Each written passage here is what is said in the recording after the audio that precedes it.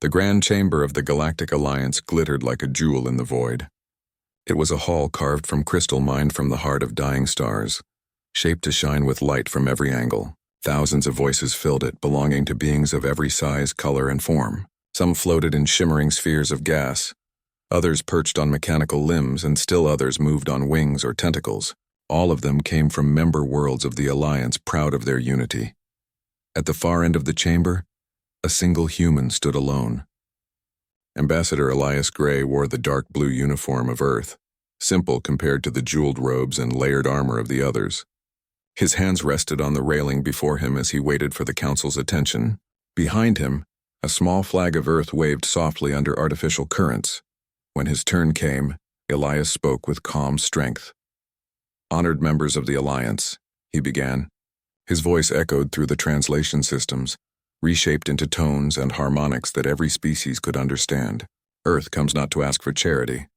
We come to offer friendship. Our history has been full of struggle, yet struggle has made us strong. We wish to stand beside you to share knowledge and to help protect this galaxy." For a moment, silence followed. Then came the laughter. It began with a ripple of sound from the seats of the Zrill, an insectoid species with bright shells that clicked together as they laughed. It spread to the tall, feathered Aurelians, whose laughter sounded like sharp whistles. Soon the entire chamber was alive with mocking sounds, each species expressing amusement in their own way. One of the senior council members, a scaled being with golden eyes named High Speaker Dren, raised his clawed hand for silence. "Human," he said, his voice echoing across the hall. "You speak of strength, but you are nothing more than a young world. Your ships are slow, your weapons crude, your biology fragile. What could Earth bring to the Alliance but more chaos?" Another counselor, whose body shimmered with liquid light, leaned forward. "Yes, the humans are unpredictable. They war with themselves, they fight even when peace is possible. Such a species cannot be trusted with the power of the Alliance." The laughter and agreement rolled across the hall. Elias stood, his hands tightening on the railing, but his expression never changed. His gray eyes scanned the chamber, filled with representatives who saw his people as backward and dangerous. "We are not asking for your fear," Elias said evenly. "We are asking for your partnership. Humanity has learned from its mistakes. We adapt quickly. We face challenges without hesitation. Do not mistake our history for weakness. We can be of use to you." A deep rumble filled the chamber as the counselors spoke among themselves. Finally, High Speaker Dren struck the floor with his staff. "The decision is clear. Earth is denied entry to the Alliance. Perhaps one day, when your species learns restraint, we may consider again. Until then, return to your small world and keep your ambitions there." The chamber erupted in final laughter, echoing like thunder. Elias bowed his head once, slowly. Then he turned and walked from the podium. Every step echoed in the vast hall. Behind him, the flag of Earth waved one last time before he carried it away. Outside the council building, the skies of the capital world shimmered with traffic. Thousands of ships from every corner of the galaxy, glowing as they moved between the towers of light. Elias stood at the base of the grand stairs, looking out across the alien city. Around him, members of other delegations whispered and glanced at him, some with pity, others with amusement. Commander Layla Chen, his aide, approached from the waiting shuttle. "I heard everything," she said quietly. Her face was calm, but her eyes burned with restrained anger. "They were never going to accept us," Elias said. "Not now. Not when they fear what they don't understand." "Should we keep trying?" Layla asked. Elias shook his head. "No, let them laugh. We'll go home, but we won't forget this day." The shuttle doors opened and they stepped inside. As the vessel lifted into the sky, Elias turned to look one last time at the towers of the Alliance capital. A thought echoed in his mind. They think us weak. They think us unworthy. One day they will see how wrong they are. Back on Earth, the denial spread across every news network. Images of the ambassador standing alone in the chamber flashed across screens. The people of Earth reacted with anger, disappointment, and determination. Some felt humiliated, others felt challenged. Yet beneath it all, there was a growing sense of unity. For centuries, humanity had argued among itself, over borders, beliefs, and resources. But now the galaxy had given them a common enemy, not in war but in pride. The Alliance had mocked them. The Alliance had closed its doors. And humanity would answer, not with begging but with progress. In the labs of Earth, scientists pushed harder. New engines were tested, stronger alloys forged, smarter machines built. In the academies, young cadets trained with renewed purpose. Every effort now carried a spark of defiance. Humanity would rise whether the Alliance wanted it or not. Meanwhile, in the far edges of Alliance space, trouble was brewing. Traders whispered of missing colonies. Scout ships failed to return, but the Alliance dismissed these as minor issues far from the core. They spent their time in debates and endless councils, confident in their unity. Only Earth, still outside the circle, listened carefully. Their scouts noticed the patterns no one else saw. Their analysts connected the dots. Something was moving in the dark, something the Alliance was too blind to see, but for now, Earth remained quiet, patient, watching, and so, the first chapter of this new story closed with two truths. The Alliance had excluded Earth, and Earth would remember. The stars along the edge of Alliance territory looked calm from a distance. To the Council in the shining capital, the border worlds were quiet provinces, small colonies, trade stations, and mining outposts. But those who lived there felt a different truth. They had begun to notice the silence. It started with a single colony on the planet Theris IV. The colony had been small, only 10,000 settlers, but it was stable. Crops grew well, the mines provided enough wealth, and the settlers sent cheerful reports every month. Then one cycle, the report stopped. The Alliance sent a scout ship. It entered orbit and transmitted only once. Something is wrong here. After that, silence. No more signals, no more voices. The ship vanished like the colony before it. Still, the Council in the capital laughed it away. Pirates, they said. Accidents, they added. To them, the galaxy was too large for such small matters to matter. But Earth listened. On a quiet observation station orbiting the dwarf planet Eris, Captain Sofia Ramirez leaned over her console. She was young, only in her 30s, but her eyes carried the sharp focus of someone who noticed details others missed. The reports from Theris IV flickered across her screen, alongside maps of other border regions. Another missing freighter, she muttered. Her second officer, Lieutenant Marcus Hale, frowned. That makes 6 in 2 months, and the paths don't make sense. Pirates don't usually strike this deep, and they don't erase whole colonies. Sophia tapped her console. Lines appeared across the galactic map, showing the vanished colonies, freighters, and scout ships. The dots seemed scattered at first, but when connected, they curved together like a growing shadow spreading across the stars. It's not random, Sophia said softly. Something's moving out there. Should we report this to the Alliance? Marcus asked. Sophia gave him a sharp look. They'll laugh at us just like they laughed at Ambassador Gray. No, Marcus. We'll report this to Earth Command. Let the Alliance keep their arrogance. We'll do the watching. Back on Earth, Ambassador Elias Gray received Sophia's report. He was no longer in the shining halls of the capital, but his spirit had not dimmed. He sat in a simple office in Geneva, overlooking Lake Lehman, the headquarters of the United Earth Council. Layla Chen sat across from him, studying the same report with narrowed eyes. They won't believe us, Layla said. Even if we showed them this pattern, the Alliance would say it's nothing. Elias nodded slowly. That's why we won't show them. This is for us. If something is coming, Earth must be ready before anyone else. But ready for what? Layla asked. Elias looked out the window at the lake, the calm surface reflecting the morning sky. That, he said softly, is the question. Meanwhile, in the depths of space, beyond the Alliance's farthest patrol lines, a different story unfolded. A small mining station orbited an asteroid belt in the system called Neras 12. The miners were hard-working folk, most of them from lesser Alliance worlds, living far from the rich core planets. They were used to pirates, storms, and equipment failures, but what arrived that night was not like anything they had seen before. First came the silence. The stars seemed to dim as though a shadow passed across them. Then, without warning, every sensor lit up with alarms. The miners rushed to the windows, and there, drifting silently into the system, was a fleet unlike any they had known. The ships were massive, shaped like claws and spines, dark as stone, with no visible lights. They moved in silence like predators gliding through water. Before the miners could send a warning, the station systems collapsed. Lights went out, gravity failed, communications died, and then the shadows closed in, No signal ever left Niras 12 again. On Earth, reports of such disappearances grew. Colonies that should have sent trade shipments simply went dark. Miners who had once chatted with Earth traders on secure frequencies stopped answering calls. In a secure meeting of the United Earth Council, generals, scientists, and leaders gathered.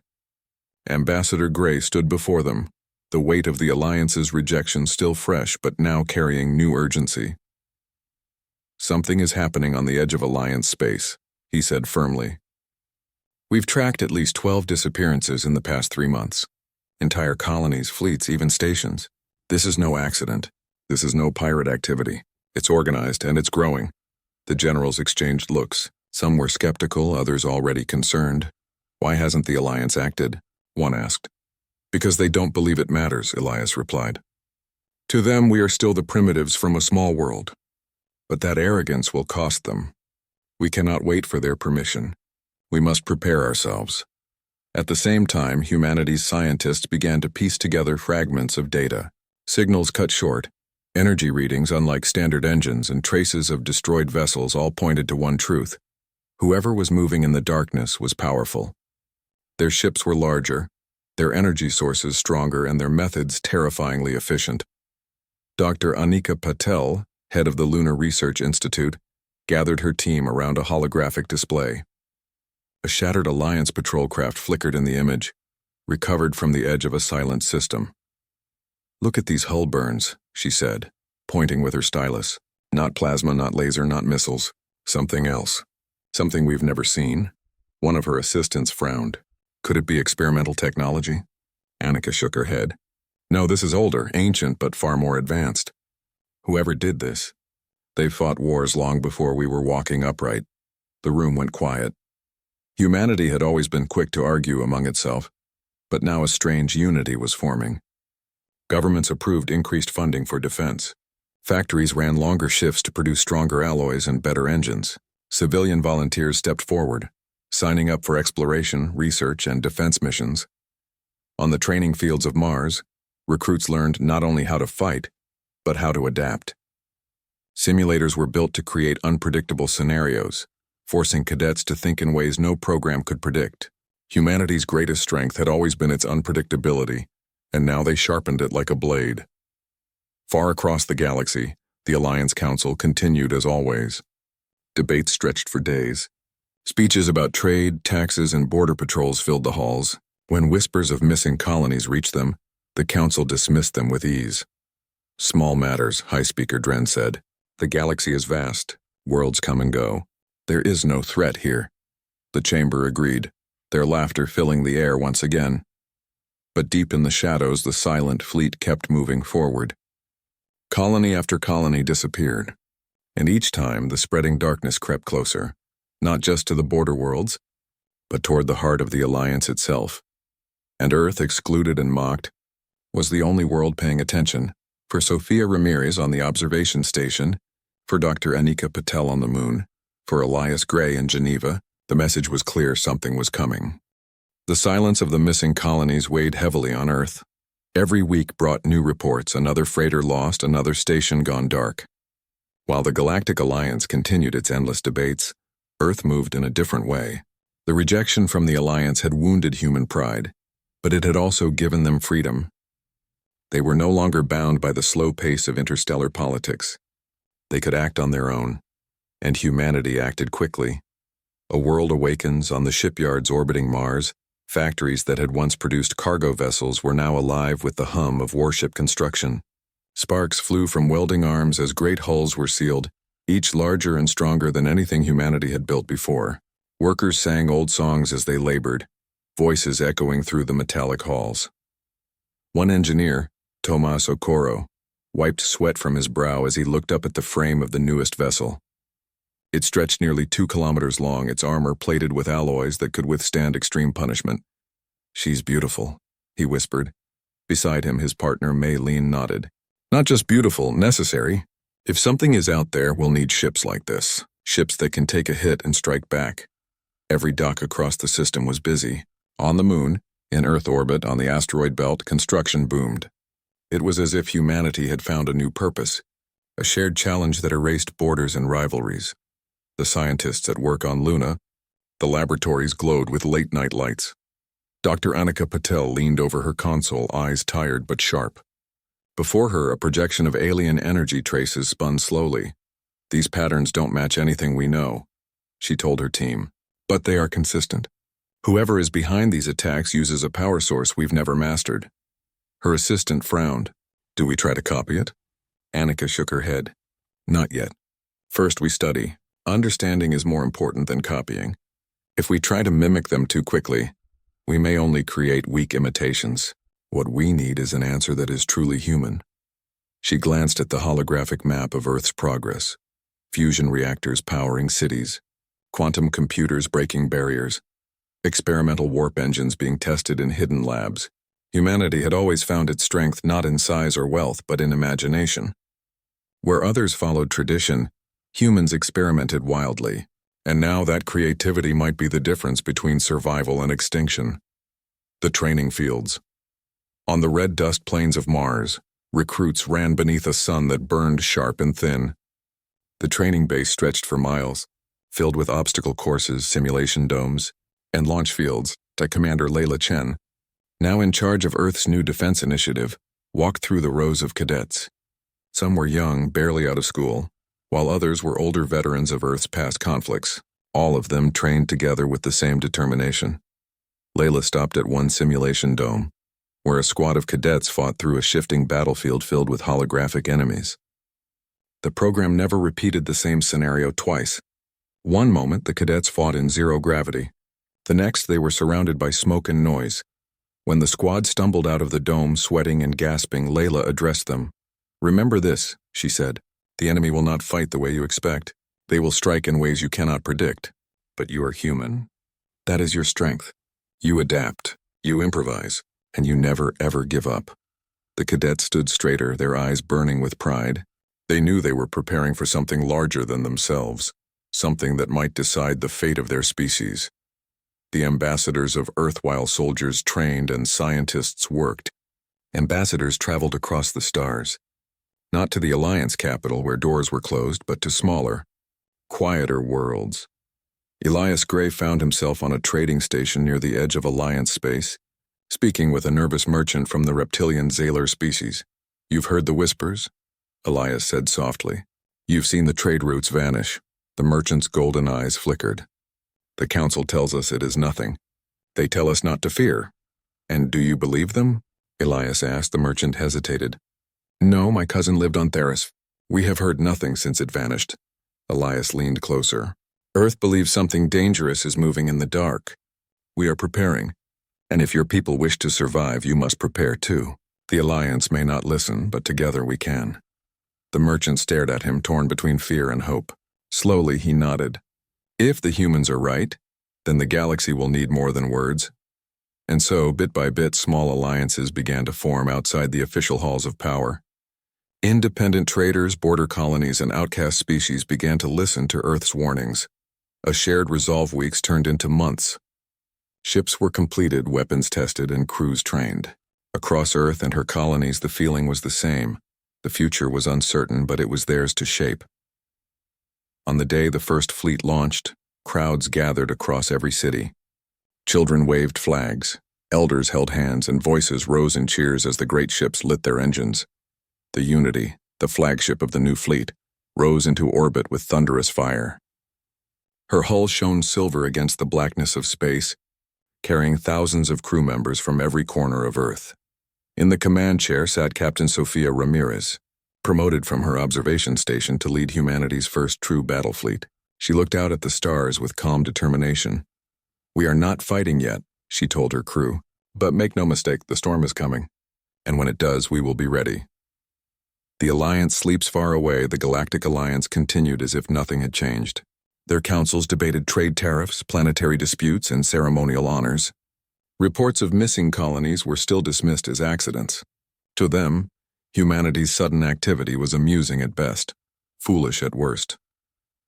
They build warships as if they were already part of the Alliance. High Speaker Dren scoffed during one meeting. Let them waste their resources. They are children playing at soldiers. The chamber filled with laughter, just as it had when Elias Gray stood before them. But the laughter would not last forever. A shadow grows. On the dark edges of the galaxy, the silent fleet continued its march. They consumed one world, then another, leaving nothing behind but ruins. Each victory gave them more strength, more confidence, and with every step they moved closer to the Alliance. Earth scouts, watching carefully, saw it all. They mapped the shadow, tracked its progress, and sent warnings. The warnings went ignored by the Council, but not by Earth's leaders. The message was clear. The enemy was coming. The Alliance was not ready, and humanity would have to stand first. The human spirit, in a quiet moment aboard the Unity, Captain Ramirez stood at the observation deck. Stars stretched endlessly before her, each one a reminder of how small humanity truly was in the vast galaxy, and yet she felt no fear. Behind her, the footsteps of Ambassador Elias Gray approached. He had come to see the fleet for himself. "They still laugh at us," Sophia said without turning. "They think we're wasting our time." Elias smiled faintly. "Let them laugh. They laughed at us before every great achievement in our history. We crossed oceans they thought impossible. We flew machines they thought would never leave the ground. We touched the moon when they thought it was only a dream. Laughter has always been the music of doubters. But humanity has never stopped moving forward." Sophia turned to him, her eyes bright. "And now?" "Now," Elias said, "we move forward again. And this time the galaxy will see who we are." And so humanity prepared. While the Alliance closed its eyes, Earth opened hers wider than ever. While the Council mocked, humanity built. While the galaxy slept, humans sharpened their will, because they knew what others did not. The storm was coming, and they would meet it head-on. The darkness had been moving for months, unseen by most of the galaxy, but Earth scouts had tracked it with precision. The silent fleet was massive, its ships dark and angular, gliding through space like predators. Colonies vanished under their shadow, mining stations disappeared, and even Alliance patrol fleets failed to stop them. Captain Sophia Ramirez stood on the bridge of the Unity, her hands gripping the rails. Her fleet, small compared to the enemy's numbers, moved in formation. Thousands of trained humans were aboard these ships, each aware of the stakes. They were ready, but the weight of the unknown pressed on them. Lieutenant Marcus Hale, her tactical officer, scanned the sensors.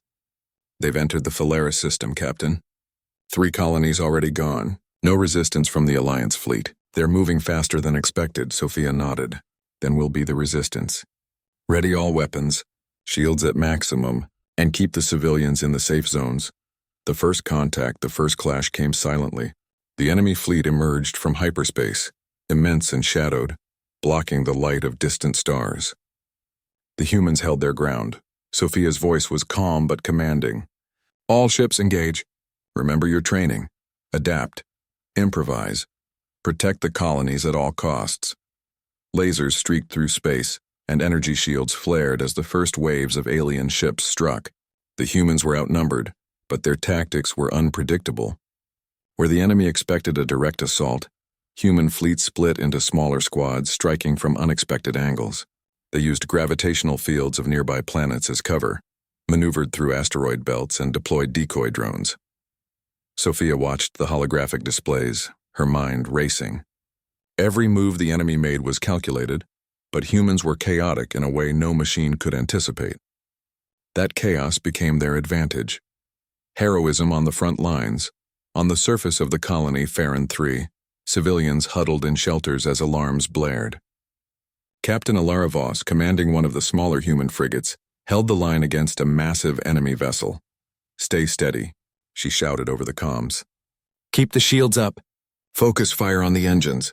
Her crew worked like clockwork. Engineers rerouted power to the shields. Gunners targeted weak points in the alien hull, and pilots dodged deadly volleys. Though outgunned, their resolve was unbreakable. Nearby, a transport carrying children and medical personnel maneuvered through an asteroid field. Lieutenant Marcus Hale guided them, weaving between the rocks as enemy scouts tried to intercept. "Just a little farther," he urged. "We'll make it." Even as blasts rocked the hulls, the human crews refused to yield. Each act of courage, each decision made in the heat of battle, made a difference. Surprise and innovation. The humans' advantage came not from sheer firepower, but from creativity. Dr. Anika Patel, observing the battle from Earth Command, had devised a new device, an energy pulse that could temporarily disable the alien fleet's shields. "Activate it now," she instructed Sophia over the secure comm. Sophia gave the order. A pulse of bright blue energy shot from the Unity, spreading in all directions. Alien ships faltered, their shields flickering. Human ships struck with precision, disabling engines and forcing some enemy vessels to retreat. "It worked," Sophia said, her voice steady but filled with a rare note of excitement. "Focus fire on the exposed ships." The humans were relentless. The alien fleet, expecting an easy conquest, found itself struggling against opponents who fought with unpredictability, creativity, and stubborn courage. Alliance's reaction back in the Galactic Alliance capital. Reports of the battle finally reached the Council. Panic spread as images of human fleets holding the enemy at bay flooded the chambers. High Speaker Dren's eyes widened as he watched the screens. "Impossible," he muttered. How is this happening?" Other council members shouted and argued, trying to assign blame. "The humans? That small world? They are holding them off?" "Yes," Dren admitted reluctantly. "They are doing what the Alliance could not. They are saving colonies that we ignored." For the first time, doubt crept into the hearts of the counselors.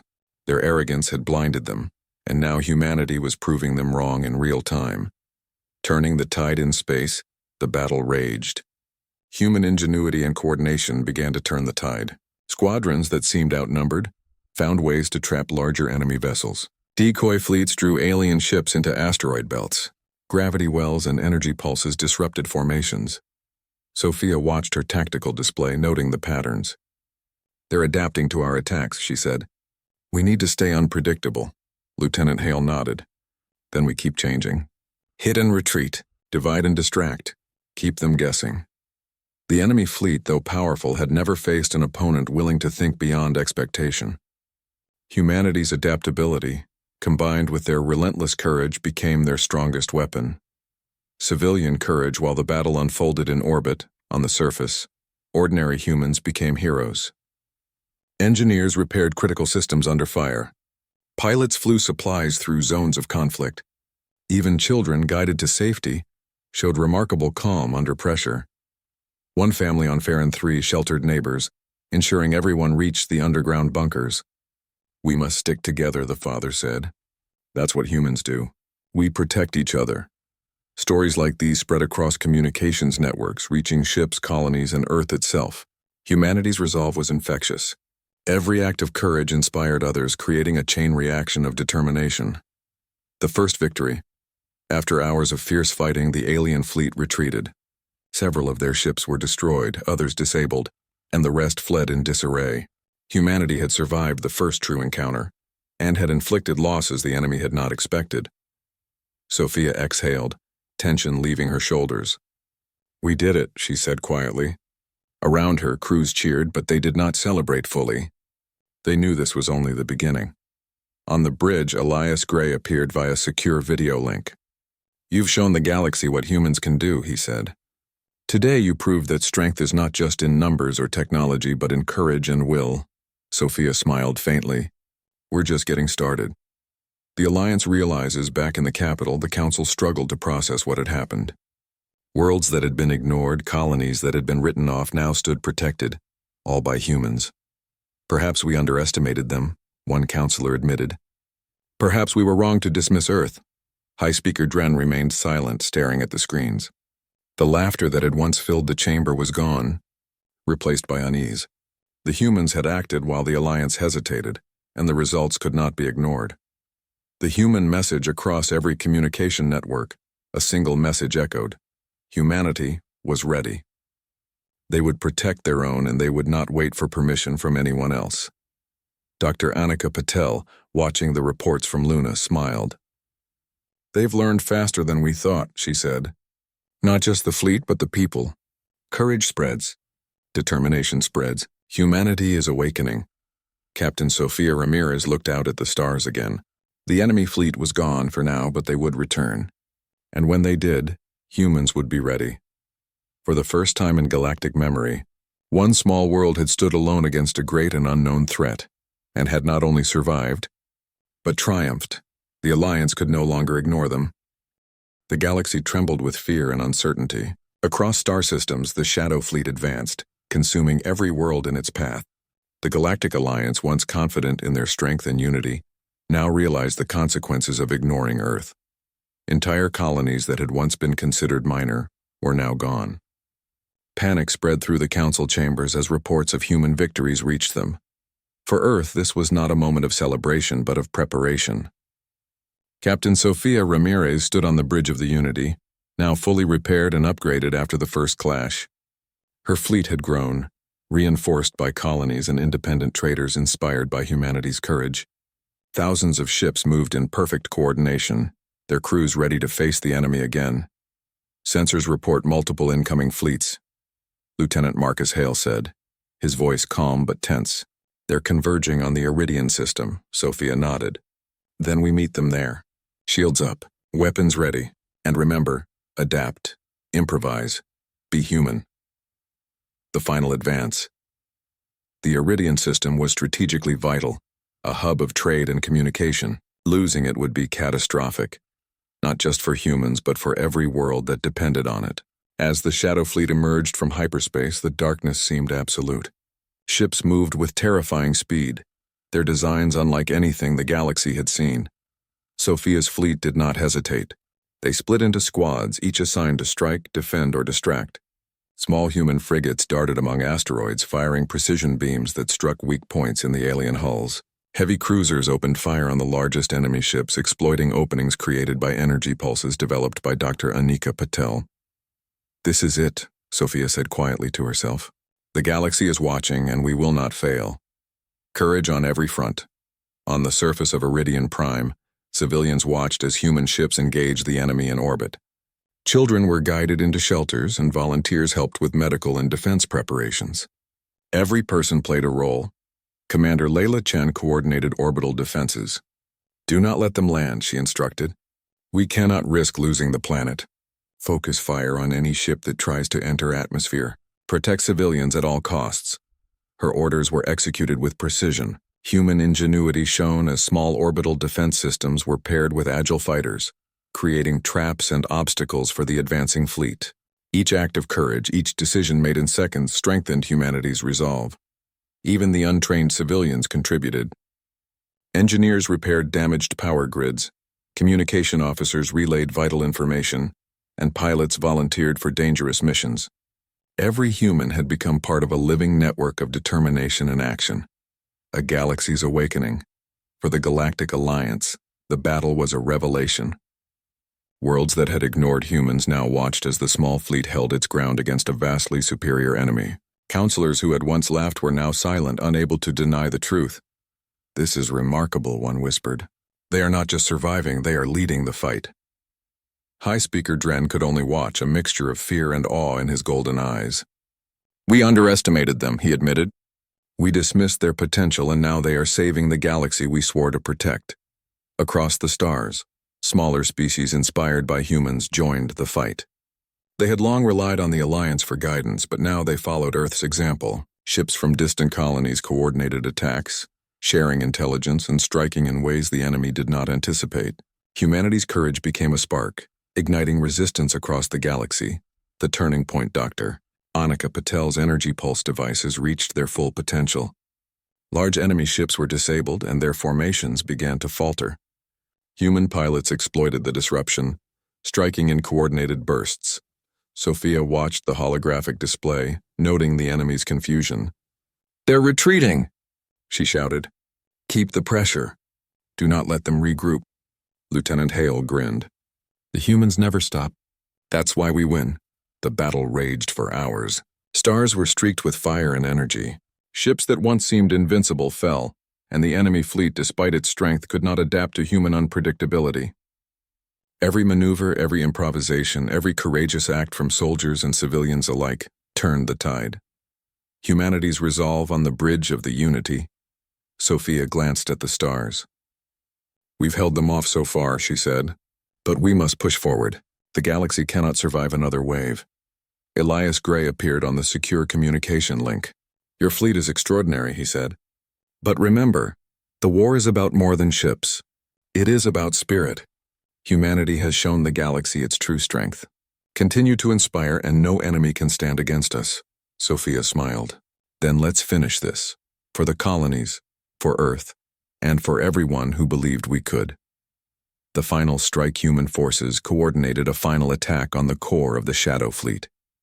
Using intelligence gathered over months of observation, they identified the largest enemy ships and their critical systems. Squads of human fighters darted between enemy vessels, striking with precision. Heavy cruisers unleashed volleys of energy that tore through enemy defenses. Dr. Patel's engineers on Luna activated the largest pulse device ever created, sending a wave of energy that temporarily disabled enemy shields across the battlefield. Human ships seized the moment, delivering a decisive blow. The enemy fleet faltered, ships collided, energy bursts ignited, and the massive vessels that had once seemed unstoppable now lay in ruins. Within hours, the tide of the battle shifted completely. The Shadow Fleet, once feared, retreated into the darkness, leaving destroyed worlds behind but failing in its mission to conquer the galaxy. The aftermath, when silence returned, the stars seemed calm once more. Human ships regrouped, tending to the wounded and rescuing survivors from destroyed colonies. On Iridian Prime, civilians emerged from shelters, cheering the fleet above them.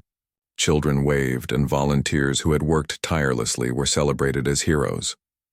Captain Sofia Ramirez stood on the bridge of the Unity, looking out at the galaxy she had helped save. She thought of Earth, of the training fields on Mars, of the engineers and scientists who had made victory possible. Humanity had not only survived, they had led. Elias Gray addressed the fleet via secure comm. Today you showed the galaxy what it means to be human. You have proven that courage, creativity, and determination can overcome even the greatest odds. The Alliance may have excluded Earth, but they and the galaxy cannot ignore us any longer. The Alliance learns back in the capital. The Council convened an emergency session. The images of human victories, survivors, and reclaimed colonies filled the chambers. Members who had once mocked humans now stood in awe. We were wrong, High Speaker Dren admitted, his voice steady but humbled. Earth was dismissed, and yet they have done what the Alliance could not. They have saved countless lives. Other counselors nodded. We must recognize their strength. We must include them, not as subjects but as equals.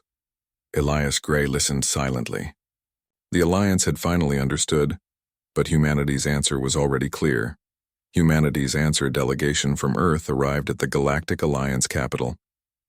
The Council awaited them, uncertain of the human response. Elias Gray spoke calmly. The Alliance underestimated humanity, he said. We were excluded, dismissed, and mocked. And yet we acted. We protected lives, saved colonies, and defeated a threat that none of you could stop. Today we do not ask for permission to join your council. We join as equals or we continue on our own path. The chamber was silent. The council realized that the humans had not come seeking approval. They had come seeking recognition of their ability to stand alone if necessary. Elias continued, his voice carrying a quiet strength. Humanity does not need your permission to act. We will stand for ourselves, for our colonies, and for any who cannot protect themselves. If the Alliance wishes to fight beside us, welcome us as equals. If not, we will continue. Always. The galaxy's future, the message was clear. Humanity would no longer be ignored. Across the stars, other species saw the strength, courage, and unpredictability that humans brought to the galaxy. New alliances formed, inspired by Earth's actions. The Shadow Fleet was defeated, but the lesson remained. The galaxy had underestimated humanity and paid the price. Captain Sofia Ramirez and her crew returned to Earth as heroes, welcomed by cheering crowds across cities and colonies. The soldiers, engineers, scientists, and civilians had all played their part, proving that humanity's greatest weapon was its spirit. Elias Gray looked at the gathered crowd, thinking back to the day the Alliance had laughed at him. A small smile crossed his face. Humanity had not only survived, they had triumphed. The galaxy had been warned, and humanity was ready for whatever came next.